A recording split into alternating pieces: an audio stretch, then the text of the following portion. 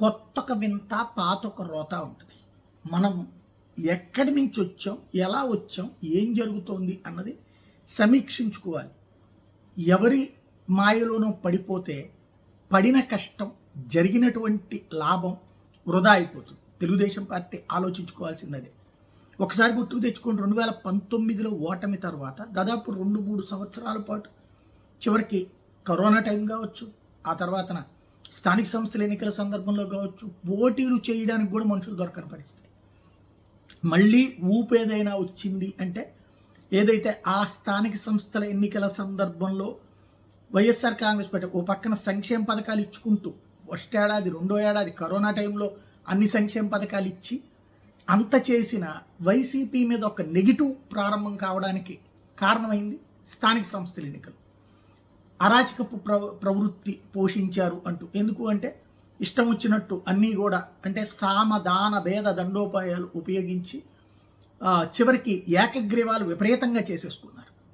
పోలీసుల్నే వాడారా, బెదిరింపులకే వాడారా, rowdy షీటర్లనే వాడారా. అక్కడ మొట్టమొదటిసారి వ్యతిరేకత వచ్చింది కదా. ఇవాళ మనం చేస్తున్నది ఏంటి? డైరెక్ట్గా పోలీసులను అడ్డుపెట్టి నడి రోడ్డు మీద కొట్టి కౌన్సిలర్ని, కార్పొరేటర్ని తీసుకుంటే జగన్ చేసింది తప్పు అన్నటువంటి ఫీలింగ్ని జనంలో కల్పించి ఇప్పుడు అదే చేస్తే తప్పెవడు చేయట్లేదనే ఫీలింగ్ వస్తే పాజిటివ్నెస్ వస్తుంది, నెగిటివ్నెస్ వస్తుంది. రెండోది, అన్ని సంక్షేమ పథకాలు ఇచ్చినటువంటి వాడు ఓటమిలో ఈ అరాచకం అన్నటువంటిది కారణమే. ఇప్పుడు మన కార్యకర్త ఫీల్ అవుతున్నాడు, మన నాయకుడు ఫీల్ అవుతున్నాడు, కొడదాం, తిడదాం, లాక్కుందాం అంటే ఈ కార్యకర్త, ఈ నాయకుడు అనేటటువంటి వాళ్ళు వైసీపీకి కూడా ఉన్నారుగా. ఎన్ని పదవులు ఇచ్చాడు అతను, ఎన్ని కుల పదవులు ఇచ్చాడు, అయినా కూడా ఎందుకు ఓడిపోయాడు? ఈ ప్రవృత్తి కారణంగా. ఇలాంటి వ్యవహారమే వాళ్ళు చేశారు, నోటికి వచ్చినట్టు మాట్లాడడం. కానీ అది నచ్చకే కదా. ఇప్పుడు మరి మనం చేస్తే ఓకేనా?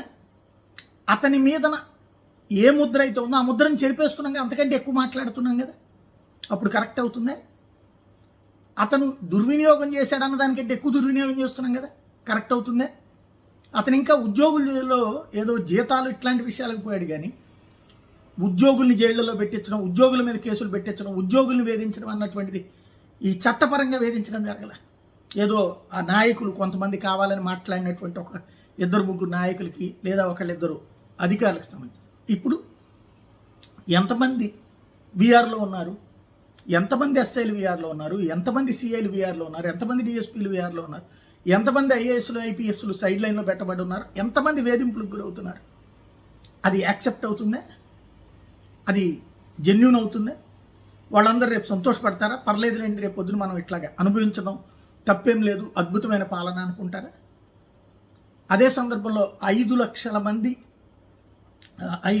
అనుకోవాలి, ఏది ఒక 1.5 లక్షల కుటుంబాలు ఎవరైతే సెక్రటేరియట్ ఉద్యోగం వాళ్ళని వేధిస్తుంటే వాళ్ళు సంతోషపడతారా? అక్కర్లేదులే అన్నటువంటిది జగన్ పోతే చాలు అని వాళ్ళు అనుకుంటారా?